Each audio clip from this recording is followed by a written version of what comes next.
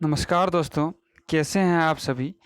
आप सबों का बहुत बहुत स्वागत है टारगेट एकेडमी 98 पर।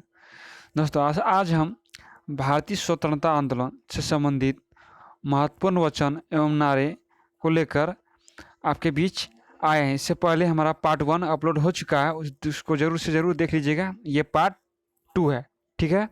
और हमारे टारगेट एकेडमी 98 चैनल को सब्सक्राइब जरूर कर लीजिएगा तथा बेल आइकन को ऑन कर लीजिएगा, जिससे न्यू वीडियो की अपडेट आपको मिलते रहे। और वीडियो को शेयर कीजिएगा तथा लाइक तथा शेयर जरूर करें। चलिए चलते हैं। प्रमुख वचन एवं नारे तो क्या है? विजयी विश्व तिरंगा प्यारा, ठीक है। विजयी विश्व तिरंगा प्यारा। तो विजय विश्व तिरंगा प्यारे का नारा किसने लगाया था? श्यामलाल गुप्ता पार्षद ने, ठीक है। याद रखिएगा दोस्तों, श्यामलाल गुप्ता पार्षद ने विजयी विश्व तिरंगा प्यारा का नारा लगाया था। दूसरा है वंदे मातरम। वंदे मातरम ये बहुत ही चर्चित गीत, राष्ट्रीय गीत है वंदे मातरम। किसने गाया था इसे? बंकिम चंद्र चटर्जी, ठीक है। बंकिम चंद्र चटर्जी। ये वंदे मातरम गीत कहाँ से लिया गया दोस्तों? ये वंदे मातरम गीत आनंद मठ बंकिम चंद्र चटर्जी का उपन्यास है से लिया गया, ठीक है। आनंद मठ वो बंकिम चंद्र चटर्जी का उपन्यास है, उसी से वंदे मातरम गीत लिया गया, ठीक है। और भारत में सबसे पहली बार वंदे मातरम कब गाया गया? तो ध्यान दीजिएगा, ये पूछे जाने वाले सवाल हैं और बहुत से वीवीआई मतलब वेरी इंपॉर्टेंट सवाल हैं कि भारत में सबसे पहली बार वंदे मातरम कब गाया गया? तो 1896 में के कांग्रेस अधिवेशन में वंदे मातरम गीत पहली बार गाया गया था।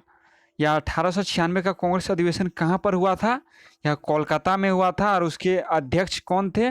रहीमतुल्ला सयानी। याद रखिएगा, 1896 में पहली बार वंदे मातरम गीत गाया गया था। और कहाँ गाया गया था? कोलकाता में। और उस कांग्रेस अधिवेशन के अध्यक्ष कौन थे? रहीमतुल्ला सयानी। उम्मीद करते हैं आप सबको याद रहेगा। चलिए चलते हैं अगला है जन गण मन अधिनायक जय है। यह तो राष्ट्रगान है। इसे किससे गाया था? रविंद्रनाथ टैगोर ने, ठीक है। रविंद्रनाथ टैगोर ने भारत के राष्ट्रगान को गाया था। और रविंद्रनाथ टैगोर के विषय में कुछ जान लेते हैं। रविंद्रनाथ टैगोर ने बांग्लादेश के भी राष्ट्रगान को रविंद्रनाथ टैगोर ने ही गाया लिखा, ठीक है। बांग्लादेश में आज भी जो राष्ट्रगान प्रचलित है वो उसे रविंद्रनाथ टैगोर ने ही लिखा था, उसे बांग्ला में गाया जाता है। और रविंद्रनाथ टैगोर के विषय में जान लेते हैं। इनका जन्म पश्चिम बंगाल में हुआ था और इन्होंने शांति निकेतन की स्थापना की थी। और रविंद्रनाथ टैगोर को 1913 में नोबेल पुरस्कार मिला था। किसके लिए मिला था नोबेल पुरस्कार? गीतांजलि के लिए, ठीक है। इनकी रचना गीतांजलि के लिए 1913 में नोबेल पुरस्कार मिला था। ये प्रथम भारतीय थे जो नोबेल पुरस्कार प्राप्त करने वाले प्रथम भारतीय कौन है? रविंद्रनाथ टैगोर, ठीक है। तो याद रखिएगा, 1913 में रविंद्रनाथ टैगोर को साहित्य का नोबेल पुरस्कार मिला था। किसके लिए मिला था? गीतांजलि के लिए। बहुत ही उपयोगी है। और नोबेल पुरस्कार किसके नाम पर दिया जाता है? तो ये भी याद रखिएगा, अल्फ्रेड नोबेल, ठीक है। नोबेल पुरस्कार किसके नाम पर दिया था? Alfred Nobel. अल्फ्रेड नोबेल कौन है? अब इसके बारे में जान लेते हैं। अल्फ्रेड नोबेल स्वीडन के साइंटिस्ट थे। इन्होंने डायनामाइट की खोज की थी, ठीक है। स्वीडन के साइंटिस्ट वैज्ञानिक थे, इन्होंने डायनामाइट की खोज की थी और इन्हीं के नाम पर नोबेल पुरस्कार दिया जाता है। और नोबेल पुरस्कार की शुरुआत कब से हुई है? 1901 ईस्वी से नोबेल पुरस्कार की शुरुआत की गई है, ठीक है। ये हमेशा याद रखिएगा, 1901 यही ईस्वी से नोबेल पुरस्कार की शुरुआत की गई है।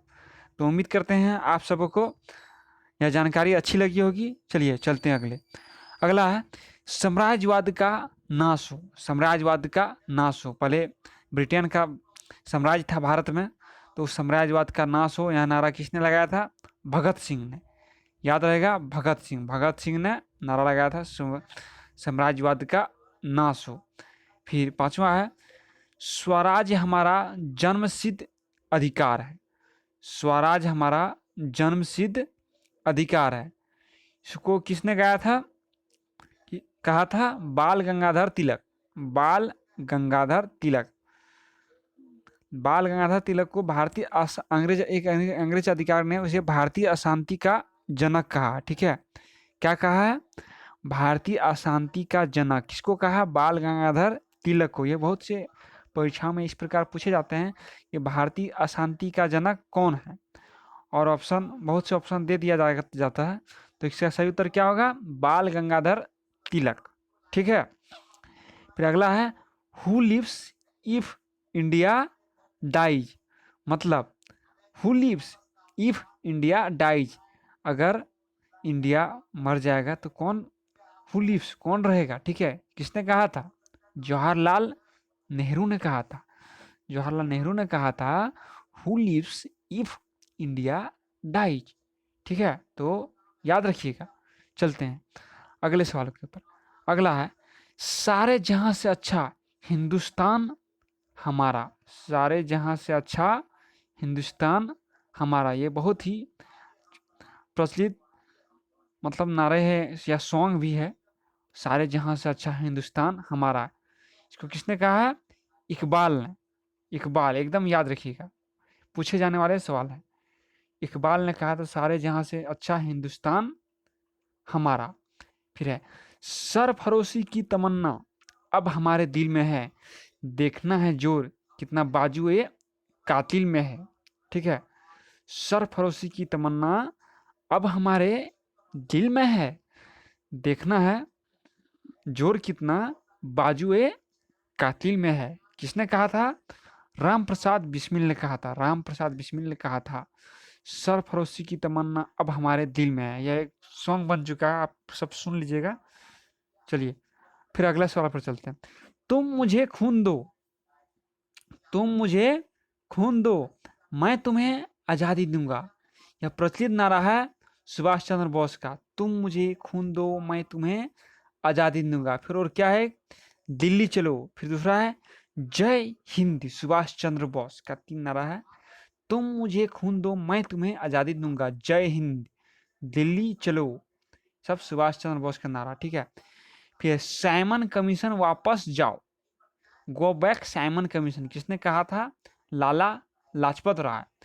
और लाल बाल पाल से कहा जाता है। लाल मन लाला, लाल बाल पाल, लाल मन लाला लाजपत राय। ठीक है, बाल मतलब बाल गंगाधर तिलक। बाल गंगाधर तिलक। लाल बाल पाल, पाल मतलब विपिन चंद्र पाल। विपिन चंद्र पाल, याद रखिएगा। लाल बाल पाल के अंतर्गत कौन आते हैं? लाल के बाल पाल के अंतर्गत आते हैं लाला लाजपत राय, बाल के अंतर्गत बाल गंगाधर तिलक, पाल के अंतर्गत विपिन चंद्र पाल। ठीक है, तो उम्मीद करते हैं यह वीडियो आप सबको बहुत से भी अच्छा लगा होगा। अगर वीडियो अच्छा लगे तो हमारे चैनल को सब्सक्राइब कीजिएगा, लाइक कीजिए और दोस्तों के पास शेयर करना नहीं भूलिएगा। और इस तरह के वीडियो के बीच और इस तरह के वीडियो लेकर हम आपके बीच आते रहेंगे।